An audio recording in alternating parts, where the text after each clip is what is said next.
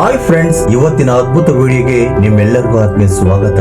ನಾವು ಪೂರ್ವ ಜನ್ಮದಲ್ಲಿ ಮಾಡಿದಂತ ಸಾಲಗಳು, ತಪ್ಪುಗಳು ಮತ್ತು ಕರ್ಮಗಳು ಈ ಜನ್ಮದಲ್ಲಿ ಪ್ರಭಾವ ಬೀರುತ್ತವೆಯೇ? ಪೂರ್ವ ಜನ್ಮದ ಕರ್ಮ ಫಲಗಳು ಈ ಜನ್ಮದಲ್ಲಿ ಯಾವಾಗ ಮತ್ತು ಹೇಗೆ ಅದರ ಪ್ರಭಾವ ತೋರಿಸುತ್ತವೆ? ಹಾಗಾದ್ರೆ ಮನುಷ್ಯನು ಅವುಗಳಿಂದ ತಪ್ಪಿಸಿಕೊಳ್ಳಬಹುದಾ? ಇದರ ಬಗೆಗಿನ ಸಂಪೂರ್ಣ ವಿವರಣೆಯನ್ನ ಒಂದು ಚಿಕ್ಕ ಕಥೆಯ ಮೂಲಕ ತಿಳಿದುಕೊಳ್ಳೋಣ ಬನ್ನಿ. ಸೊ ಈ ವಿಡಿಯೋ ತುಂಬಾ ಇಂಟ್ರೆಸ್ಟಿಂಗ್ ಆಗಿದೆ, ಎಲ್ಲಿ ಕೂಡ ಸ್ಕಿಪ್ ಮಾಡದೆ ಪೂರ್ತಿಯಾಗಿ ನೋಡಿ. ಹಾಗೆ ಕಮೆಂಟ್ ಬಾಕ್ಸ್ ಅಲ್ಲಿ ಶ್ರೀಕೃಷ್ಣನನ್ನು ಸ್ಮರಿಸುತ್ತಾ ಜೈ ಶ್ರೀಕೃಷ್ಣ ವಾಸುದೇವ ಎಂದು ಕಮೆಂಟ್ ಮಾಡೋದನ್ನ ಮರೆಯಬೇಡಿ. ಒಂದೊಂದು ಊರಿನ ಪಕ್ಕದಲ್ಲಿ ಒಂದು ಅರಣ್ಯವಿತ್ತು. ಅಲ್ಲಿ ಒಬ್ಬ ಗುರುಗಳು ತನ್ನ ಆಶ್ರಮವನ್ನು ನಿರ್ಮಿಸಿಕೊಂಡು ಎಲ್ಲರಿಗೂ ಜ್ಞಾನಕ್ಕೆ ಮತ್ತು ಕರ್ಮಕ್ಕೆ ಸಂಬಂಧಿಸಿದ ಹಿತಬೋಧನೆಗಳನ್ನ ಮಾಡುತ್ತಿದ್ದರು. ಈ ಗುರುಗಳ ಉಪದೇಶ ಕೇಳಲು ಬಹಳ ದೂರದಿಂದಲೂ ಜನರು ಬರುತ್ತಿದ್ದರು. ಒಂದು ದಿನ ಒಬ್ಬ ಶಿಷ್ಯನು ಗುರುಗಳ ಬಳಿ ಬಂದು ಸಂದೇಹ ಕೇಳುತ್ತಾನೆ. ಗುರುದೇವ, ಮನುಷ್ಯನು ಪೂರ್ವ ಜನ್ಮದಲ್ಲಿ ತಾನು ಮಾಡಿದ ಕರ್ಮ ಫಲಗಳನ್ನ ಈ ಜನ್ಮದಲ್ಲಿ ಖಂಡಿತ ಅನುಭವಿಸುತ್ತಾನ, ಅಥವಾ ಈ ಕರ್ಮಗಳಿಂದ ಈ ಜನ್ಮದಲ್ಲಿ ತಪ್ಪಿಸಿಕೊಳ್ಳುವ ಯಾವುದಾದರೂ ಉಪಾಯವಿದೆಯಾ? ಹಾಗೆಯೇ ಮನುಷ್ಯನು ಮರಣ ಹೊಂದಿದ ನಂತರವೂ ಕೂಡ ತನ್ನ ಆತ್ಮದ ಜೊತೆ ಈ ಕರ್ಮಗಳು ಹೋಗುತ್ತವ ಎಂದು ಕೇಳುತ್ತಾನೆ. ಆಗ ಗುರುಗಳು ಮುಗುಳ್ನಗುತ್ತಾ, ಶಿಷ್ಯ, ನೀನು ತುಂಬಾ ಒಳ್ಳೆಯ ಪ್ರಶ್ನೆಯನ್ನೇ ಕೇಳಿದ್ದೀಯಾ.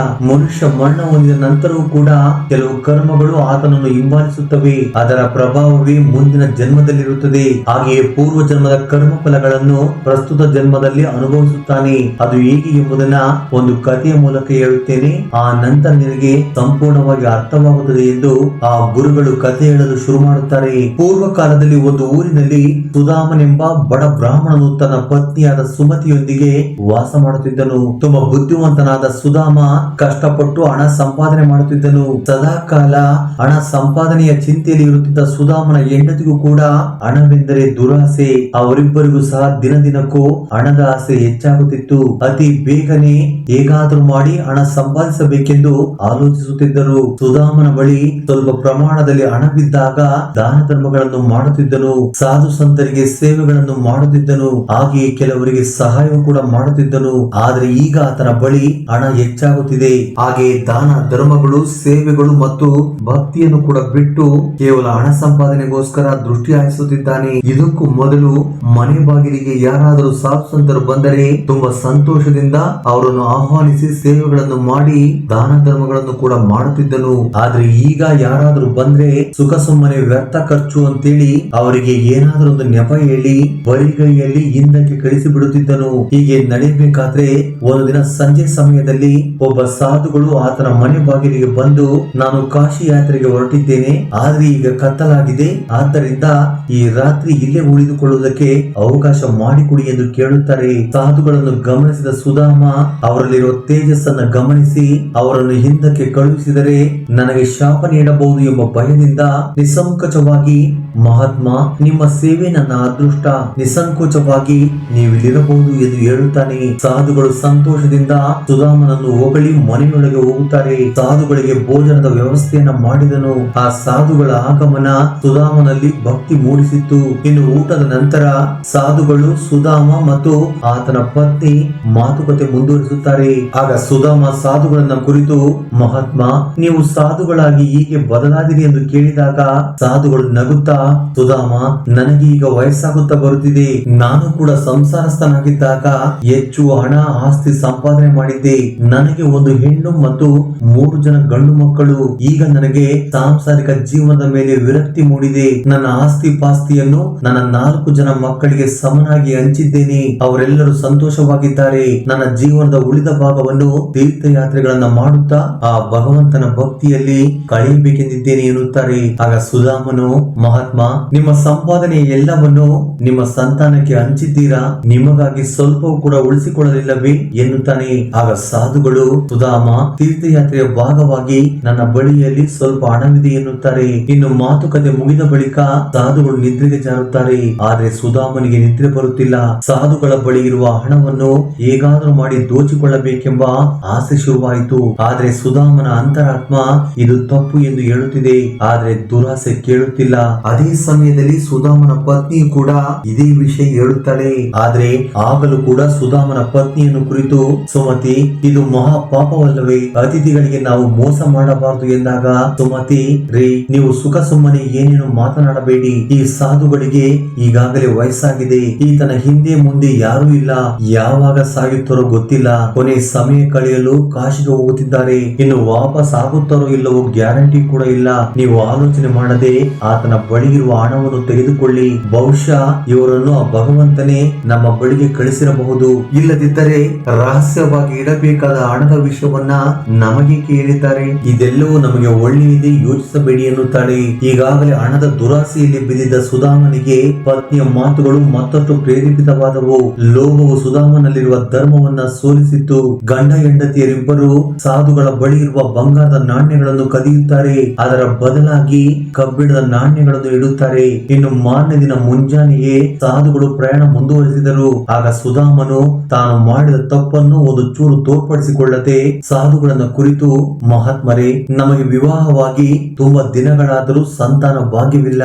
ನೀವು ಮಹಾತ್ಮರು, ನಿಮ್ಮ ಪ್ರಾರ್ಥನೆಯನ್ನ ಆ ಭಗವಂತನು ಕೇಳುತ್ತಾನೆ. ಆದ್ದರಿಂದ ನಮಗಾಗಿ ಪ್ರಾರ್ಥಿಸಿ. ಪಾಪಾತ್ಮರಾದ ನಮ್ಮ ಕೋರಿಕೆಗಳನ್ನು ಆ ಭಗವಂತನು ಕೇಳುತ್ತಿಲ್ಲ ಎನ್ನುತ್ತಾರೆ. ಆಗ ಸಾಧು ತಪ್ಪದೆ ನಿಮಗಾಗಿ ಆ ಭಗವಂತನ ಬಳಿ ಬೇಡುತ್ತೇನೆ ಎಂದು ಹೇಳಿ ಅಲ್ಲಿಂದ ಹೊರಟು ಹೋದರು. ಸುಧಾಮನಿಗೆ ಭಯ ಸ್ವಲ್ಪ ಕಡಿಮೆ ಆಯಿತಾದರೂ ತಾನು ಮಾಡಿದ ಕರ್ಮದ ಭಯ ಕಾಡಲು ಶುರುವಾಯಿತು. ಫ್ರೆಂಡ್ಸ್, ಮನುಷ್ಯನು ಪ್ರಸ್ತುತ ಅವಶ್ಯಕತೆಗಳಿಗಾಗಿ ತಪ್ಪು ಮಾಡುತ್ತಾನೆ, ಆದರೆ ಭವಿಷ್ಯತ್ತಿನಲ್ಲಿ ಆಗುವ ಅದರ ಫಲಿತಾಂಶಗಳ ಬಗ್ಗೆ ಕಿಂಚಿತ್ತು ಆಲೋಚಿಸುವುದಿಲ್ಲ. ಇನ್ನು ಆ ಕಡೆ ಸಾಧುಗಳು ಕಾಶಿಗೆ ತಲುಪಿದರು. ಅನೇಕ ಜನ ಸಾಧು ಸಂತರ ಪರಿಚಯದಿಂದ ಮತ್ತು ಭಗವಂತನ ದರ್ಶನದಿಂದ ತುಂಬಾ ಸಂತೋಷವಾಗಿದ್ದರು. ಸಾಧುಗಳು ತಮ್ಮ ಬಳಿ ಇರುವ ಬಂಗಾರದ ನಾಣ್ಯಗಳಿಂದ ಅಲ್ಲಿ ಕಾಶಿಯಲ್ಲಿ ಅನ್ನದಾನ ಮತ್ತು ವಸ್ತ್ರದಾನ ಮಾಡುವುದು ಸಾಧುಗಳ ಮಹದಾಸೆಯಾಗಿರುತ್ತದೆ. ಆದ್ರೆ ಅವರ ಬಳಿ ಬಂಗಾರದ ನಾಣ್ಯಗಳು ಕಳುವಾಗಿರುವ ವಿಷಯ ಅವರಿಗೆ ಗೊತ್ತಿಲ್ಲ. ಅವರ ಆಸೆಯಂತೆಯೇ ಎಲ್ಲ ಏರ್ಪಾಡುಗಳನ್ನು ಮಾಡಿದರು. ಎಲ್ಲರೂ ಆ ಸಾಧುಗಳನ್ನು ತುಂಬಾ ಹೊಗಳಿದರು. ಸಾಧುಗಳು ತುಂಬಾ ಸಂತೋಷ ಪಟ್ಟರು. ಇನ್ನು ಎಲ್ಲವೂ ಮುಗಿದ ಬಳಿಕ ಅಡುಗೆ ಮತ್ತು ಇನ್ನಿತರ ಏರ್ಪಾಟುಗಳನ್ನು ಸಿದ್ಧಪಡಿಸಿದ ವ್ಯಕ್ತಿ ಸಾಧುಗಳ ಬಳಿ ಬಂದು, ಮಹಾತ್ಮರೇ, ನೀವು ಹೇಳಿದ ಹಾಗೆಯೇ ಅನ್ನದಾನ ಮತ್ತು ವಸ್ತ್ರದಾನಗಳನ್ನ ಪೂರ್ತಿಯಾಗಿ ನೆರವೇರಿಸಿದ್ದೇನೆ. ಅದರ ಒಟ್ಟು ಖರ್ಚು ವೆಚ್ಚ 450 ಚಿನ್ನದ ನಾಣ್ಯಗಳು. ಅವುಗಳನ್ನ ನೀಡಿ ಎಂದು ಕೇಳುತ್ತಾನೆ. ಆಗ ಸಾಧುಗಳು ಇದಿಗೋ ತರುತ್ತೇನೆ ಎಂದು ಹೇಳಿ ತನ್ನ ಕೋಣೆಯೊಳಗೆ ಹೋಗುತ್ತಾರೆ. ಆದ್ರೆ ಅಲ್ಲಿ ಬಂಗಾರದ ನಾಣ್ಯಗಳ ಬದಲಾಗಿ ಕಬ್ಬಿಣದ ನಾಣ್ಯಗಳನ್ನ ನೋಡಿದ ಸಾಧುಗಳ ಹೃದಯ ಒಡೆದಂತಾಯಿತು. ತನ್ನನ್ನು ತಾನು ನಂಬಲಾರದೆ ಹೋಗುತ್ತಿದ್ದಾರೆ. ಎಲ್ಲಿ ಮೋಸ ಹೋದನೆಂದು ಅವರಿಗೆ ಗೊತ್ತಾಗುತ್ತಿಲ್ಲ. ಕೈಕಾಲುಗಳು ನಡುಗುತ್ತಿವೆ. ಏನು ಮಾಡಬೇಕೆಂದು ತಿಳಿಯುತ್ತಿಲ್ಲ. ಕಣ್ಣಲ್ಲಿ ನೀರು ಧಾರಾಕಾರವಾಗಿ ಸುರಿಯುತ್ತಿವೆ. ಹೊರಗಡೆ ನಿಂತಿರುವ ಅಡುಗೆ ಉತ್ಸಾಹವರಿಗೆ ಹಣ ನೀಡಲೇಬೇಕು, ಇಲ್ಲವಾದರೆ ಇಲ್ಲಿಯವರೆಗೂ ನನ್ನನ್ನು ಹೊಗಳಿದವರೆಲ್ಲರೂ ಕೂಡ ಬೈಯಲು ಶುರು ಮಾಡುತ್ತಾರೆ. ಆಗ ನನಗೆ ಅವಮಾನವಾಗುತ್ತದೆ. ಅವರೆದುರು ನನ್ನ ಮುಖ ತೋರಿಸಲಾರೆ. ಅದಕ್ಕಿಂತಲೂ ನಾನು ಸಾಯುವುದೇ ಲೇಸು ಎಂದು ತುಂಬಾ ದುಃಖದಿಂದ ಆಲೋಚನೆ ಮಾಡುತ್ತಾರೆ. ಅದರ ಭಾಗವಾಗಿಯೇ ಒಂದು ನೇಣಿನ ಹಗ್ಗ ಕಟ್ಟಿದರು. ಆದ್ರೆ ಸಾಧುಗಳ ಅಂತರಾತ್ಮ ಅವರನ್ನು ಆತ್ಮಹತ್ಯೆ ಮಹಾಪಾಪ ಎಂದು ಎಚ್ಚರಿಸುತ್ತಿದೆ. ಆದ್ರೆ ನಿರಾಸೆ ಮತ್ತು ಅವಮಾನವೆಂಬ ಭಯ ಅವರನ್ನು ಬದುಕಲು ಬಿಡಲಿಲ್ಲ. ಕೊನೆಗೆ ನೇಣಿಗೆ ಕೊರಳೊಡ್ಡಿ ತನ್ನ ಪ್ರಾಣ ಬಿಟ್ಟರು. ಅದಾದ ಸ್ವಲ್ಪ ಸಮಯಕ್ಕೆ ಈ ವಿಷಯ ಎಲ್ಲರಿಗೂ ತಿಳಿಯಿತು. ಎಲ್ಲರೂ ತುಂಬಾ ದುಃಖ ಪಡುತ್ತಾರೆ. ಕೊನೆಗೆ ಆ ಅಡುಗೆ ಉಸ್ತುವಾರಿ ವಹಿಸಿದ್ದ ವ್ಯಕ್ತಿಯೇ ಮತ್ತಷ್ಟು ಖರ್ಚು ಮಾಡಿ ಆ ಸಾಧುಗಳ ಅಂತ್ಯಕ್ರಿಯೆಯನ್ನು ಪೂರ್ತಿ ಮಾಡಿದರು. ಸಾಧುಗಳು ಸತ್ತು ಹೋದರು. ಆದ್ರೆ ಸಾಧುಗಳ ಆಶೀರ್ವಾದದಿಂದ ಇಲ್ಲಿ ಸುಧಾಮನಿಗೆ ಒಂದು ಗಂಡು ಮಗು ಜನಿಸುತ್ತದೆ. ದಂಪತಿಗಳಿಬ್ಬರು ತುಂಬಾ ಸಂತೋಷ ಪಟ್ಟರು. ಇಡೀ ನಗರಕ್ಕೆಲ್ಲ ಸಿಹಿ ಹಂಚಿದರು. ಮಗನಿಗೆ ಸಾಕೇತನೆಂದು ನಾಮಕರಣ ಮಾಡಿದರು. ಆ ಬಾಲಕನ ಮುಖದಲ್ಲಿ ತುಂಬಾ ತೇಜಸ್ಸಿತ್ತು. ತುಂಬಾ ಚುರುಕಾದ ಸಾಕೇತನ ಬುದ್ಧಿವಂತಿಕೆಯನ್ನು ಎಲ್ಲರೂ ಕೊಂಡಾಡುತ್ತಿದ್ದರು. ಇದನ್ನು ನೋಡಿದ ತಂದೆ ಸುಧಾಮ ತುಂಬಾ ಹೆಮ್ಮೆ ಪಡುತ್ತಿದ್ದನು. ಇದೇ ರೀತಿ ವರ್ಷಗಳು ಉರುಳಿದವು. ಸಾಕೇತನನ್ನು ವಿದ್ಯೆ ಕಲಿಯಲು ಗುರುಕುಲಕ್ಕೆ ಸೇರಿಸಿದರು. ಅತಿ ಕಡಿಮೆ ಅವಧಿಯಲ್ಲಿ ಎಲ್ಲಾ ರೀತಿಯ ವಿದ್ಯೆಗಳನ್ನು ಕಲಿತನು. ಸಾಕೇತ ಎಲ್ಲದರಲ್ಲಿಯೂ ಮುಂದೆ ಇದ್ದನು. ಇನ್ನು ಸುಧಾಮನು ಮಾತ್ರ ತನ್ನ ತಪ್ಪುಗಳನ್ನು ನೆನಪಿಸಿಕೊಂಡು ದುಃಖ ಪಡುತ್ತಿದ್ದನು. ಅದರ ಬಗ್ಗೆ ಯಾವಾಗಲೂ ಚಿಂತಿಸುತ್ತಾ ಹೊರಗುತ್ತಿದ್ದನು. ಆ ಸಾಧುಗಳ ಬಳಿ ಕದ್ದಂತ ಚಿನ್ನದ ನಾಣ್ಯಗಳನ್ನು ಒಂದು ಕೆಂಪು ಬಟ್ಟೆಯಲ್ಲಿ ಸುತ್ತಿ ಭದ್ರವಾಗಿಟ್ಟಿದ್ದನು. ಸಾಧುಗಳು ಅದೇ ಹಾದಿಯಲ್ಲಿ ಮರಳಿ ವಾಪಸ್ ಆದ್ರೆ ಅವುಗಳನ್ನ ಕೊಡಬೇಕೆಂದುಕೊಂಡಿದ್ದನು. ಆದ್ರೆ ಅವರು ಬರಲೇ ಇಲ್ಲ. ಅವರಿಗಾಗಿ ಹುಡುಕಾಡಿದರೂ ಕೂಡ ಅವರ ಸುಳಿವು ಸಿಕ್ಕಿರಲಿಲ್ಲ. ಹೀಗೆ ನಿಧಾನವಾಗಿ ಕಾಲ ಉರುಳಿತು. ಸುಧಾಮನು ಕೂಡ ಎಲ್ಲವನ್ನು ಮರೆತು ಹೋಗುತ್ತಾನೆ. ಆದ್ರೆ ಚಿನ್ನದ ನಾಣ್ಯಗಳು ಮಾತ್ರ ಆ ಪೆಟ್ಟಿಗೆಯಲ್ಲಿ ಹಾಗೆಯೇ ಇದ್ದವು. ಸುಧಾಮನ ಮಗ ಸಾಕೇತನಿಗೆ 20 ವರ್ಷಗಳು ತುಂಬಿದವು. ಆತನಿಗೆ ವಯಸ್ಸಿನ ಜೊತೆ ಒಂದು ಭಯಂಕರವಾದ ವ್ಯಾಧಿ ಕೂಡ ಬಂದಿತ್ತು. ಅವನ ವೈದ್ಯಕ್ಕೋಸ್ಕರ ತುಂಬಾ ಹಣ ಖರ್ಚಾಯಿತು. ಆದ್ರೆ ವ್ಯಾಧಿ ಮಾತ್ರ ಕಡಿಮೆ ಆಗುತ್ತಿಲ್ಲ. ಕೆಲವು ಪಂಡಿತರ ಸಲಹೆ ಮೇರೆಗೆ ಸುಧಾಮನು ಕುಟುಂಬ ಸಮೇತರಾಗಿ ಕಾಶಿ ಯಾತ್ರೆ ಕೈಗೊಂಡನು. ಅಲ್ಲಿ ಒಂದು ಆಶ್ರಮದಲ್ಲಿ ತಂಗಿದ್ದರು. ಸಾಕೇತನು ಸದಾಕಾಲ ಸಾಧು ಸಂತರ ಬಳಿ ಕಾಲ ಕಳೆಯುತ್ತಿದ್ದನು. ಸಾಕೇತನಿಗೆ ಜೀವನದ ಮೇಲೆ ವೈರಾಗ್ಯ ಶುರುವಾಗಿತ್ತು. ಹಣದ ಮೇಲೆ ಆಸೆ ಇರಲಿಲ್ಲ. ಬಡವರಿಗೆ ಭಿಕ್ಷುಕರಿಗೆ ಸಹಾಯ ಮಾಡುತ್ತಿದ್ದನು. ಮಗನನ್ನು ನೋಡಿದ ಸುಧಾಮನಿಗೆ ಬೇಸರವಾಗುತ್ತಿತ್ತು. ಆದ್ರೆ ಮಗನೆಂಬ ಮಮತೆಯಿಂದ ಕೋಪ ಕಡಿಮೆಯಾಗುತ್ತಿತ್ತು. ಮಾರನೇ ದಿನ ಸಾಕೇತನು ಭಜನೆ ಮಾಡಿ ಬರುತ್ತಿದ್ದಾಗ ಆತನಿಗೆ ನದಿ ದಡದಲ್ಲಿ ಒಬ್ಬ ವೃದ್ಧ ಅಳುತ್ತಾ ಕಾಣಿಸುತ್ತಾರೆ. ಆಗ ಸಾಕೇತನು ಅವರನ್ನು ಕುರಿತು ಏನಾಯಿತು, ಏಕೆ ಅಳುತ್ತಿದ್ದೀರಾ ಎಂದು ಕೇಳಿದಾಗ, ಮಗನೇ ಏನೆಂದು ಹೇಳಲಿ, ಇನ್ನೇನು ಸ್ವಲ್ಪ ಸಮಯದಲ್ಲಿ ನನ್ನ ಜೀವನ ಅಂತ್ಯವಾಗುತ್ತದೆ. ನಾನು ಗಂಗಾ ನದಿಯಲ್ಲಿ ಪ್ರಾಣ ತ್ಯಾಗ ಮಾಡಲು ಬಂದಿದ್ದೇನೆ. ವ್ಯಾಪಾರದಲ್ಲಿ ನಷ್ಟವಾಗಿ ತುಂಬಾ ಸಾಲ ಮಾಡಿದ್ದೇನೆ ಎನ್ನುತ್ತಾರೆ. ಆಗ ಸಾಕೇತನು, ಹಿರಿಯರೇ, ತುಂಬಾ ಚಿಕ್ಕ ವಿಷಯ ಇದು, ಇದಕ್ಕೋಸ್ಕರ ನಿಮ್ಮ ಪ್ರಾಣ ತ್ಯಾಗ ಬೇಕೇ ಎನ್ನುತ್ತಾನೆ. ಆಗ ವೃದ್ಧನು, ನಿನಗೇನು ಗೊತ್ತು, ನನ್ನ ಕಷ್ಟ ನನಗೆ ಮಾತ್ರ ಗೊತ್ತು. ನಾನು ಸಾಲ ತೀರಿಸಲೇಬೇಕು. ಆದ್ರೆ ನನ್ನ ಬಳಿ ಹಣವಿಲ್ಲ. ಆ ಅವಮಾನವನ್ನು ನಾನು ಭರಿಸಲಾರೆ. ಆದ್ದರಿಂದಲೇ ನಾನು ಸಾಯಲೇಬೇಕು ಎನ್ನುತ್ತಾರೆ. ಹಿರಿಯರೇ, ನಿಮಗೆ ಎಷ್ಟು ಹಣ ಬೇಕು ನಾನು ನೀಡುತ್ತೇನೆ. ದಯವಿಟ್ಟು ತಪ್ಪು ನಿರ್ಧಾರ ಮಾಡಬೇಡಿ ಎಂದಾಗ ಆ ಹಿರಿಯ ಜೀವಕ್ಕೆ ಸ್ವಲ್ಪ ಸಮಾಧಾನವಾಯಿತು. ಆಗ ವೃದ್ಧನು, ನನಗೆ 500 ಚಿನ್ನದ ನಾಣ್ಯಗಳ ಅವಶ್ಯಕತೆ ಇದೆ ಎನ್ನುತ್ತಾರೆ. ಆಗ ಸಾಕೇತ, ಚಿಂತಿಸಬೇಡಿ ತಾತ, ನಾಳೆ ಬೆಳಿಗ್ಗೆ ನೀವು ಇಲ್ಲಿಗೆ ಬನ್ನಿ, ನಾನು ಖಂಡಿತ ಕೊಡುತ್ತೇನೆ. ನಾನು ಇಲ್ಲಿಯ ಹತ್ತಿರದ ಆಶ್ರಮದಲ್ಲಿದ್ದೇನೆ. ನನ್ನನ್ನು ನಂಬಿ ನಾನು ಖಂಡಿತ ತರುತ್ತೇನೆ ಎನ್ನುತ್ತಾನೆ. ಆಗ ವೃದ್ಧನು, ಮಗನೇ, ನಿನ್ನನ್ನು ಆ ಭಗವಂತನೇ ನನ್ನ ಬಳಿ ಕಳಿಸಿರಬೇಕು. ಆದ್ರೆ ನೀನು ಬೆಳಿಗ್ಗೆ ಬರದೇ ಇದ್ರೆ ಮಾತ್ರ ನನ್ನ ಪ್ರಾಣ ತ್ಯಾಗ ಖಂಡಿತ ಎಂದು ಹೇಳುತ್ತಾರೆ. ಸರಿ ಎಂದು ಹೇಳಿದ ಸಾಕೇತನು ವೇಗವಾಗಿ ಆಶ್ರಮಕ್ಕೆ ಸೇರಿಕೊಳ್ಳುತ್ತಾನೆ. ಆ ಸಮಯದಲ್ಲಿ ಸಾಕೇತನ ತಂದೆ ತಾಯಿಗಳು ಆಶ್ರಮದಲ್ಲಿ ಇರಲಿಲ್ಲ. ಅದೇ ಸರಿಯಾದ ಸಮಯವೆಂದು ಭಾವಿಸಿದ ಸಾಕೇತನು ಅವರ ಪೆಟ್ಟಿಗೆಗಳನ್ನು ಹಣಕ್ಕಾಗಿ ಹುಡುಕಾಡಿದನು. ಆ ಪೆಟ್ಟಿಗೆಯಲ್ಲಿ ಕೆಂಪು ಬಟ್ಟೆಯಿಂದ ಸುತ್ತಿಟ್ಟಿದ್ದ ಆ ಸಾಧುಗಳಿಂದ ಕದ್ದ ಆ 500 ಬಂಗಾರದ ನಾಣ್ಯಗಳಿದ್ದವು. ಅವರ ತಂದೆ ಸುಧಾಮನು ಆ ಸಾಧುಗಳು ಕಾಶಿಯಲ್ಲಿ ಸಿಕ್ಕರೆ ವಾಪಸ್ಸು ಕೊಡಬೇಕೆಂದು ತಂದಿದ್ದನು. ಅದನ್ನು ನೋಡಿದ ಸಾಕೇತನು ಸಂತೋಷದಿಂದ ಆ ಚಿನ್ನದ ನಾಣ್ಯಗಳನ್ನು ತೆಗೆದುಕೊಂಡು ಬೆಳಿಗ್ಗೆ ಆ ವೃದ್ಧನ ಬಳಿ ಬಂದನು. ಸಾಕೇತನನ್ನು ನೋಡಿದ ವೃದ್ಧನಿಗೆ ತುಂಬಾ ಸಂತೋಷವಾಯಿತು.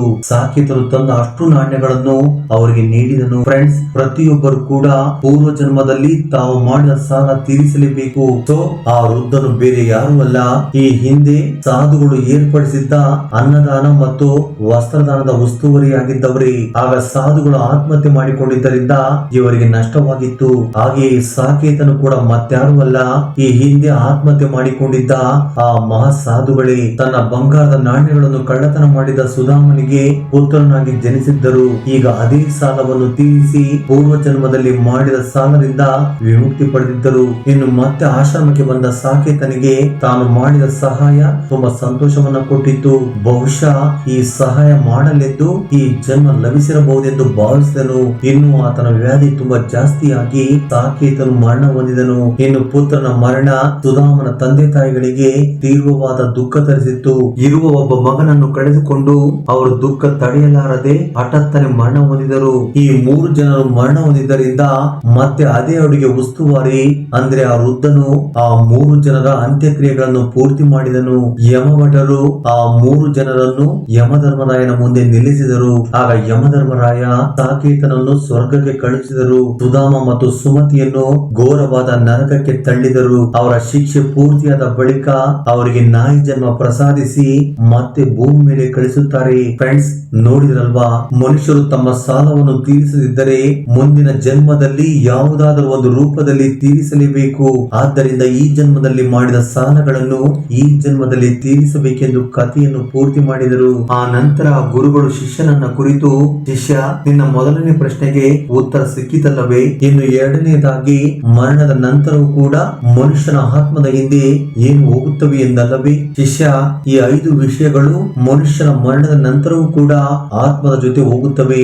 ಮೊದಲನೆಯದಾಗಿ ಕೋರಿಕೆ ಅಥವಾ ಬಯಕೆ, ಎರಡನೆಯದಾಗಿ ತಾನು ಮಾಡಿದಂತ ಕರ್ಮ, ಮೂರನೆಯದಾಗಿ ವಾಸನೆ, ನಾಲ್ಕನೆಯದಾಗಿ ಜ್ಞಾನ, ಕೊನೆಯದಾಗಿ ಸಾಲ. ಇವೆಲ್ಲವೂ ಕೂಡ ಮನುಷ್ಯನ ಮರಣದ ನಂತರವೂ ಕೂಡ ಹಿಂಬಾಲಿಸುತ್ತವೆ. ಆದ್ದರಿಂದ ನಾವು ಯಾರ ಬಳಿಯಾದರೂ ಸಾಲ ತೆಗೆದುಕೊಂಡಿದ್ದರೆ ಸಾಯುವ ಮೊದಲೇ ತೀರಿಸಬೇಕು. ನಾವು ಕೊಟ್ಟ ಸಾಲ ಮತ್ತು ತೆಗೆದುಕೊಂಡ ಸಾಲ ಜನ್ಮಗಳವರೆಗೂ ಹಿಂಬಾಲಿಸುತ್ತದೆ. ಬರುವ ಜನ್ಮದಲ್ಲಿ ಯಾವುದಾದರೂ ಒಂದು ರೂಪದಲ್ಲಿ ಆ ಸಾಲ ತೀರಿಸುವವರೆಗೂ ಆತನಿಗೆ ಮುಕ್ತಿ ಇರುವುದಿಲ್ಲ ಎಂದು ಗುರುಗಳು ಶಿಷ್ಯನಿಗೆ ಹೇಳುತ್ತಾರೆ. ಫ್ರೆಂಡ್ಸ್, ಈ ಅದ್ಭುತವಾದ ವಿಡಿಯೋ ಬಗ್ಗೆ ನಿಮ್ಮ ಅಭಿಪ್ರಾಯ, ಅನಿಸಿಕೆಗಳನ್ನು ಕಮೆಂಟ್ ಬಾಕ್ಸ್ ಅಲ್ಲಿ ಕಮೆಂಟ್ ಮಾಡಿ. ಜೈ ಶ್ರೀ ಕೃಷ್ಣ ವಾಸುದೇವ. ಧನ್ಯವಾದಗಳು.